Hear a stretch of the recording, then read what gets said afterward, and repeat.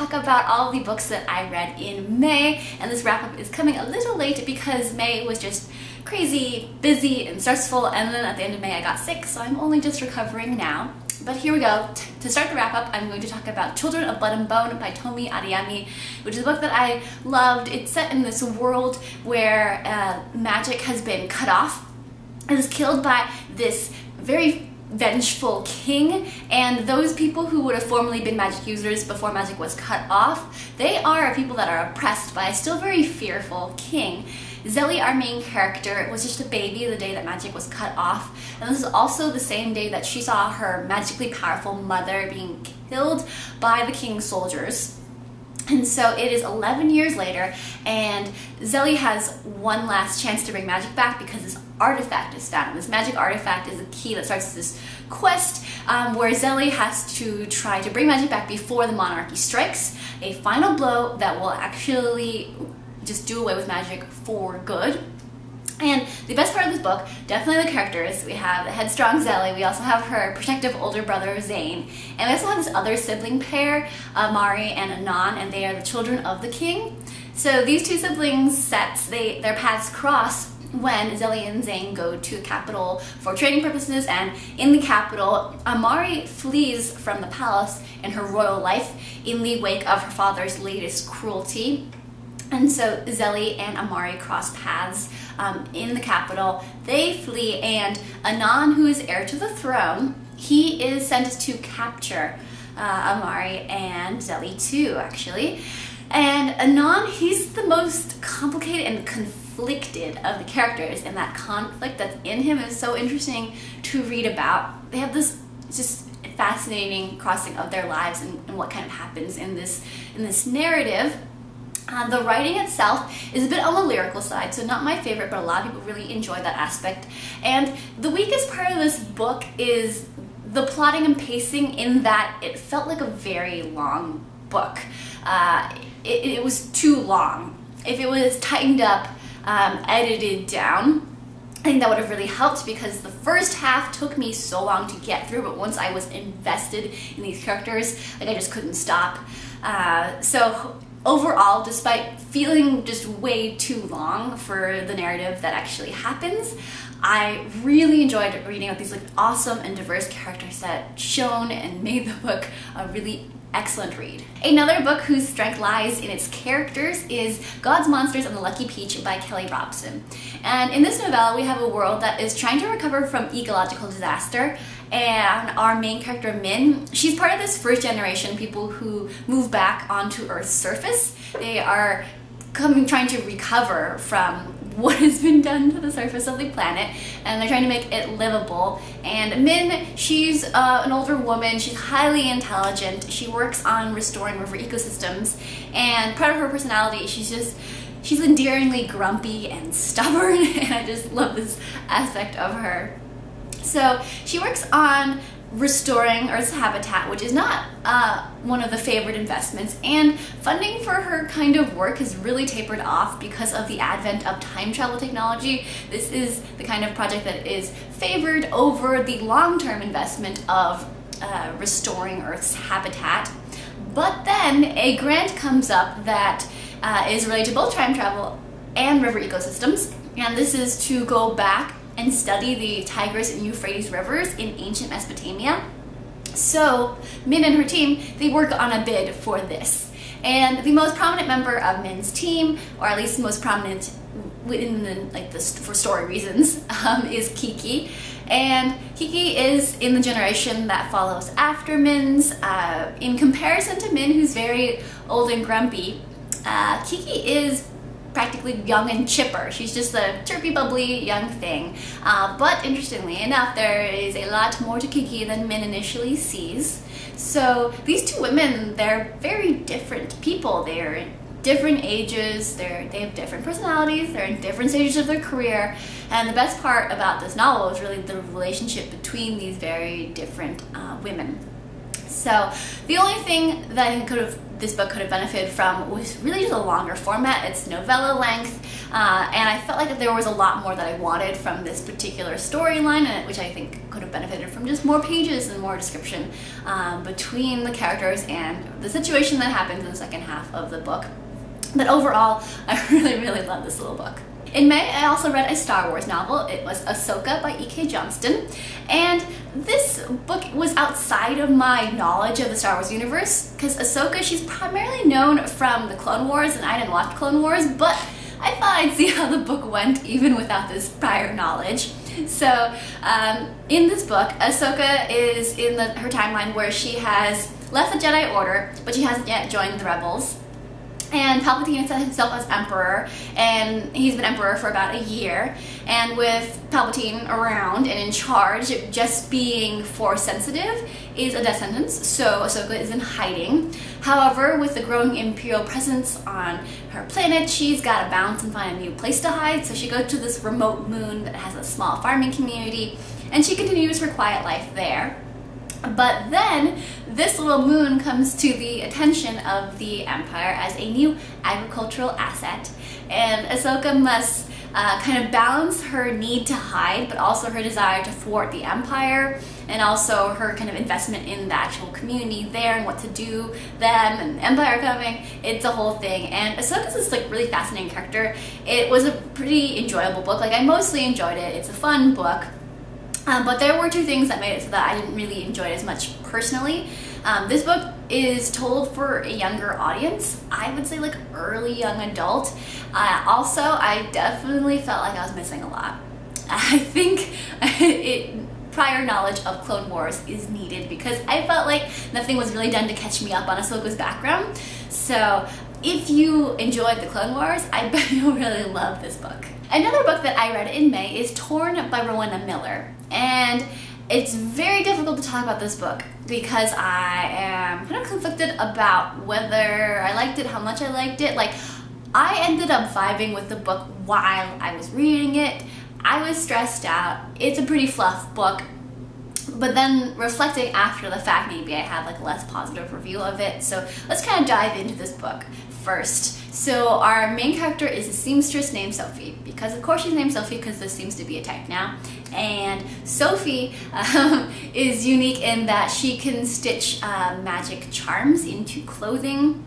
So she doesn't want to pick sides in this upcoming revolution, and her story is about seeing the merits and the flaws of both sides of the conflict.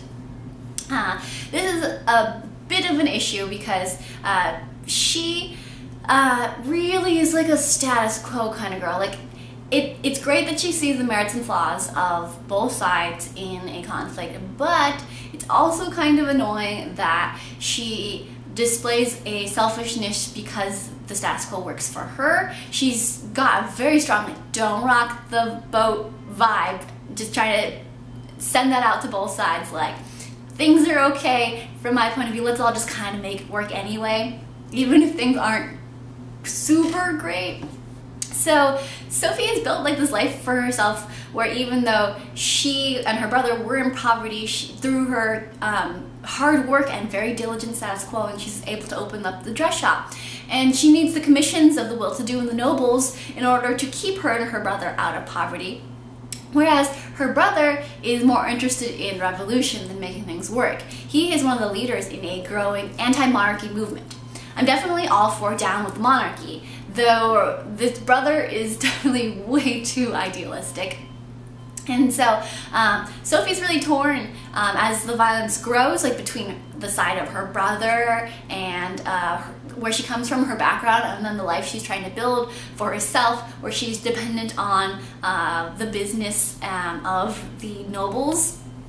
So she has a very complicated time of it, and she's fairly relatable in her just kind of particular brand of selfishness. However, she is very hard to root for because she doesn't have as much sympathy for the downtrodden as I really thought she should definitely have. So I'm conflicted about it. It's a fluff read, not the best, but I did enjoy it while I was reading it. Moving along, I also read Dredd Nation by Justina Ireland, and this book has a banging premise. It is of black zombie hunters in the Reconstruction era, and the book is so close to being amazing. It relies too much on the premise to hold up the entire plot. In this world, we have the American Civil War, and it's interrupted by the Dead Rising. And in the wake of this horror, black people are drafted into combat schools, and then they are then sent out to put down these shamblers for good. But there are better opportunities than going out on this meat patrol, basically. And Jane, our main character, is studying for this, so she trains in both weaponry and etiquette in order to become an attendant. And attendants, they guard the daughters of wealthy white families, which is a much better job than just going out on patrol against the shamblers. So it is near the end of Jane's training at Miss Preston's School of Combat in Baltimore when families around Baltimore start to go missing, and Jane is caught up in the middle of this conspiracy, and quickly we move to this next location. And it is when we move locations that the plot just falls apart, the originality sizzles out. It just kind of it's kind of downhill from there. We start with this amazing premise, and the book does do a lot right. Like, it does friendship and sexuality and girl competition and girl love, and subversion of racist tropes. A lot of good stuff going on in there. But overall, it relies way too much on its premise to hold the whole book up. Last month, I also read I Met a Traveler in an Antique Land by Connie Willis, which is a simple little novella with a very simple message. Our main character is an author who goes to New York to pitch his novel. It is called Gone for Good, and his book advocates that things that disappear or die out, like VHS tapes, are just going the way of natural selection, where society deems that we don't need it anymore. And so, for instance, if physical books disappear, then natural selection. So it's during a downpour while he's in the city that our main character takes shelter in this little hole-in-the-wall bookstore. And he gets into this situation that's very Alice in Wonderland style, where he falls into a magic book land, and most of the book is him taking a very long time to figure out what's going on. Simple book, simple message. And nothing particularly noteworthy. I'm starting to realize that though I love Connie Willis's early works, her more recent books that are more about technology are not necessarily to my taste, so not my favorite of Connie Willis's works. I have one last kind of bummer of a book to talk about, but then we'll talk about some lovely comics and also my favorite read from May. So the book that didn't go so well was Gateway by Frederik Pohl. I had this goal that I was going to read more of science fiction from the 20th century, things that I hadn't covered that are very well known from the time, and so I picked this book. It went poorly. I think I have to give up on this goal and just continue reading the frontlist, which is a lot more enjoyable for me personally. But I'll talk very briefly about Gateway. Our main character is Broadhead, and he heads out to Gateway, which is a place where he can take these space missions that are very dangerous, but he also has kind of the betting odds of being able to make his fortune this way. And eventually he actually does. After a lot of trauma and 3 missions, he makes it big and goes back home. And so the plot has 2 timelines going on. There's the present day Broadhead, who is taking therapy sessions with a robot psychiatrist, and then there's the other timeline where it's talking about his time on Gateway and kind of just leading up to the traumas of what he's really talking around with his psychiatrist. And Broadhead's a complete asshole. He's terrible. He makes terrible choices. He doesn't really have any compassion. He beats a woman. Just terrible person. And just like over this story seems to be encapsulated in that he feels like he's this like troubled person that has all these emotional problems because he can't get over his like prototypical anti-hero-ness of the 20th century who makes such shitty choices. And I just kind of am over this kind of character, and I'm just really repulsed by how terrible he is, and so I didn't enjoy this. And I did not find the psychology of it interesting at all. Let's talk about some comics now. First, Moonstruck Volume 1 by Grace Ellis and Shae Beagle, which is such a cute comic, and also so delightfully queer. We have a college town filled with magical creatures and awesome, diverse, inclusive cast of characters. Our main character is the werewolf, and I'm barista Julie, and she has a new girlfriend, which is so cute, and the two of them, they go on a date to a magic show. They bring along their exuberant centaur friend, and the magician steals our friend's magic. And so our cute cast has to stop the mastermind before he takes everyone's magic and bad things happen. The resolution of this particular arc was very rushed. The plotting, a little hasty, a little sloppy. So the resolution of this arc was a letdown, but I love this world with these characters, and so I am looking forward to the next volume and hoping that they kind of just tighten it up. Another comic that I just want to gush over how cute and lovely it is a Bingle Love by T. Franklin and Jenn St-Onge. And this is about Hazel and Marie, who meet in a bingo hall in 1963, and they become fast friends in school, and their relationship deepens into this moving romance. But when their families find out about them, they are forced apart. They don't see each other for decades. They have their own lives, like they each get married separately and they have families, but then when these two wonderful women are in their 60s, they meet again at a chance encounter at a bingo hall, and they are still in love after all of these years. It's like such a beautiful, lovely story.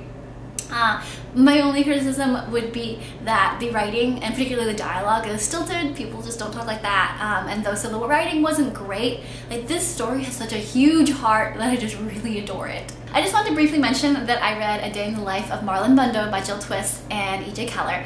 It's a picture book that was put out by the show Last Week Tonight by John Oliver. And it's about the vice president's daughter's bunny, and unlike in the book that inspired this particular picture book, the bunny, Marlon Bundo, he falls in love with another boy bunny, and it's about gay love and just how beautiful it is. This is another book that kind of caught me off guard and how sweet its love is. The situation really was that I was out and about doing an errand. I was really distracted, but I just saw this book and I was like, oh no, I missed the initial hype. This is here in front of me. I am distracted, but I'm just gonna quickly read this book and see what it's all about. And in this state, it hit me right in the feels. It's so delightful. Literally, I was standing in the store and I shed a tear at the end of this book. It is beautiful and lovely, and I really adore the Marlon Bundo book. Now we've made it to the last book of my wrap-up, and it is my favorite read from all of May. It is The Poppy War by RF Kuang. So this is a silk punk fantasy. It starts seeming like a straightforward story of a determined war orphan young woman named Rin getting into this elite military boarding school. She has a whole underdog experience there. But importantly, this book is inspired by the Second Sino-Japanese War, and so by the middle of the book, we are squarely facing the horrors of war. And that makes me very uncomfortable, but I can really get behind this book because the violence, it's far from gratuitous. In fact, these atrocities, they reflect historical truth, and I'm not a huge grimdark fan, but a testament to this book is that I really loved it, and it's not all grim brutality. So this is a coming-of-age story of Rin, who's a character I just find so interesting, and she has this aptitude for shamanism, and it involves some fun, crazy things like studying with insane people and taking psychoactive substances, and the less fun part about being overwhelmed by gods who society thought were long dead. Rin is so fierce and she has a fascinating art, so I love the characterization in this book, and I love the plotting, and the plot is really intense, as you can tell. And if you want to skim the more kind of triggery parts, they're near the end. There's a chapter inspired by the Ribbon Nanjing, and that's chapter 21. And then there's a chapter inspired by Unit 731, that's chapter 24. It is a really intense book, but overall I think it's done in a very like meaningful way, and it's just so very good. It's this outstanding story of a complicated anti-hero coming of age in a war setting, and this is a grim, dark, silk punk fantasy. It's got so much going on, and it's all makes for an incredibly enjoyable book to read, and so I highly recommend it. With that, it's a wrap on this video, so till next time, lovelies.